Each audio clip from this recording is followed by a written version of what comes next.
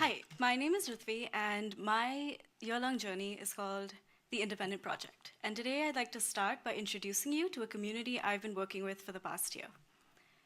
Dependent spouses, who come to this country as the dependents of highly skilled immigrant workers.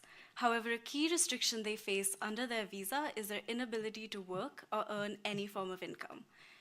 And so this means they can't do things like get a social security number or open a bank account or even get a driver's license without their spouse being present. This lack of independence really starts taking a toll on their well being, how they perceive themselves, and how they integrate into society. There are over 1 million dependent spouses in the United States, and most of them are women. Like Neha, who back home in India was a budding TV producer with a master's degree in English. She was truly passionate about her career, but had to give that up in order to join her husband when he got a job in the United States. Neha spent 6 years unable to work, unable to contribute, and unable to prove herself. President Obama recognized how unfair this was and how there was a huge pool of talent and skills that was going to waste. So he liberated Neha and thousands of other women by introducing a work authorization. In just 3 years, more than 100,000 women have received their right to work. Neha became one of the only female TV producers for a South Asian network in the United States. However, and trigger warning, it's a new time. And when the current administration took office, they stated one of their agenda items as revoking this work authorization, saying that it takes away jobs from US workers and it threatens them. And because of this, women like Neha and thousands of others are living each day with huge amounts of fear and anxiety. They are mothers, they are wives, but a huge part of them was taken away when they were reduced to dependent spouses. And now they don't know if they have to go back to that. And so more than that, they feel powerless. As individuals, they don't know what they can do to change their future. So what can be done? Through my research, I found a process that actually helped dependent spouses like Neha get the right to work in the first place. And it's a process most of us don't know about. It's called public commenting. Public commenting is as simple as anyone going to this website, reviewing what the government is proposing, and submitting their informed perspective in the form of a comment. When the government proposes their final rule, they have to summarize each unique comment, which means they have to read it. And so for supporting dependent spouses, participation is truly power. The second thing I found through my research is that the participation of especially citizens, voting, tax-paying members of society would be especially critical, because if they were to come out and tell the government that they support this community and they don't feel threatened by them, it would directly counter the government's argument. However, few people know about this process, and even fewer understand how to engage with it and how it works. So my goals became twofold. How do we give individual dependent spouses the power to feel like they can change their future? And then how do we give citizens the motivation to act and move them to action? And more so, how do we connect the two? That's where Dear Citizens comes in. It's a grassroots initiative that helps individual dependent spouses like Neha activate citizens in her community so that they can take action for her right to work. And it works through the basic premise of leveraging personal networks, where an individual dependent spouse like Neha can invite 2 to 3 citizens in her community that she knows and she trusts. So her coworker, her neighbor, people that know her but don't necessarily know her situation.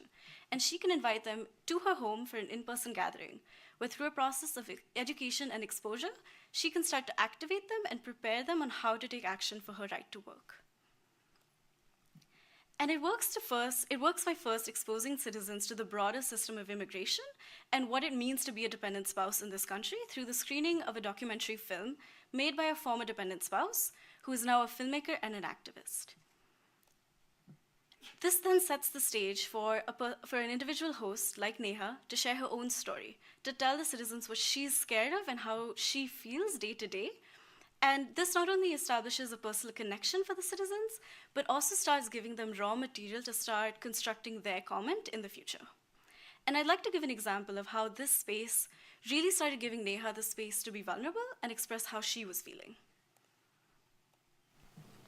I don't know. I mean, and if this goes on, I don't know how long will I be able to sustain, because I have been fighting so hard for this for many years, and it drains me emotionally, physically. I think I have lost myself in the process in some way, that I'm not the person I used to be.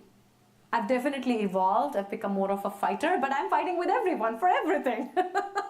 And that's not how I want to be. I want to feel settled for once. And I want to feel that I can do whatever I can dream of for once.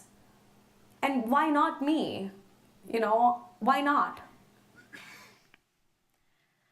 Once that personal connection has been created, Neha can then guide the citizens into action, that is, public commenting.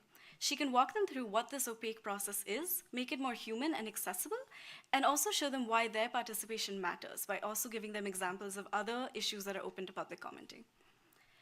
And then she can take that a layer deeper, because what if building your comment was as easy as building a bowl at Chipotle, where step by step you have a base that defines who you are and why you're commenting.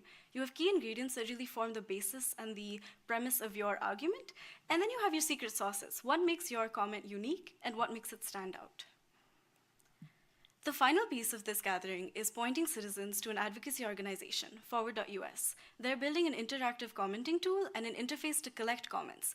And so in this way, the host has prepared citizens on everything they need to know to be able to take the next step, and Forward.us gains a pipeline of citizens who may not have known about them before. Here are some things that started emerging through these gatherings.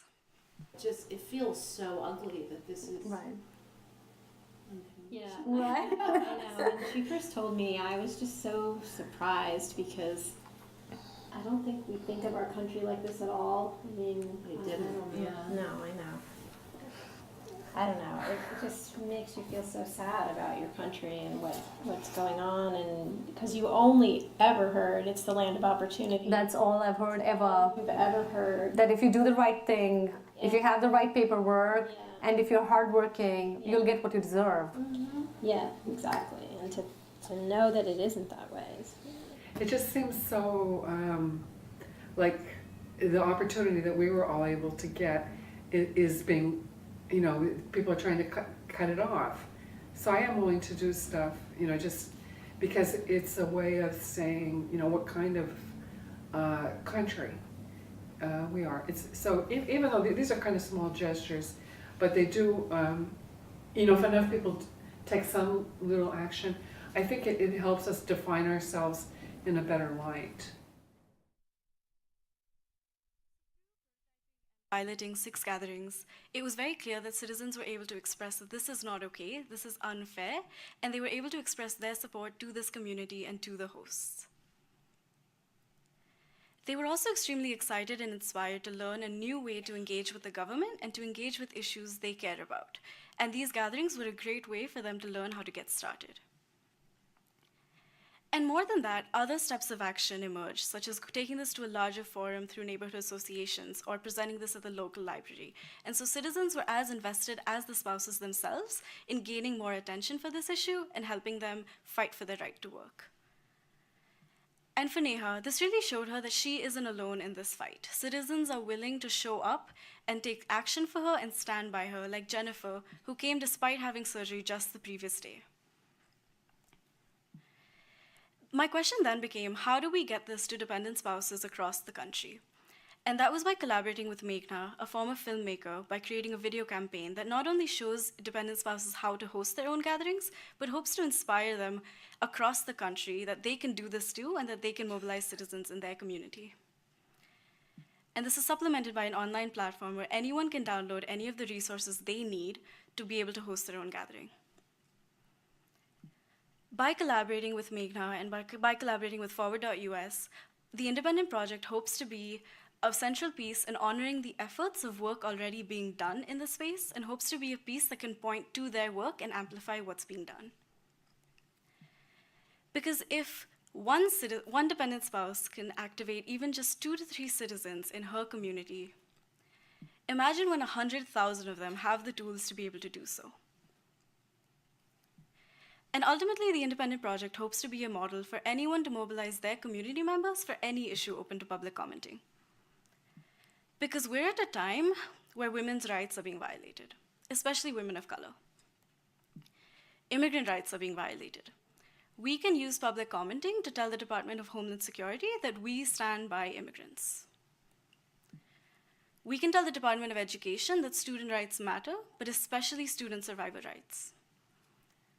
We can use public commenting to tell the State Department that by building the Keystone Pipeline, our water, our land, our native communities, and our generations to come will be impacted.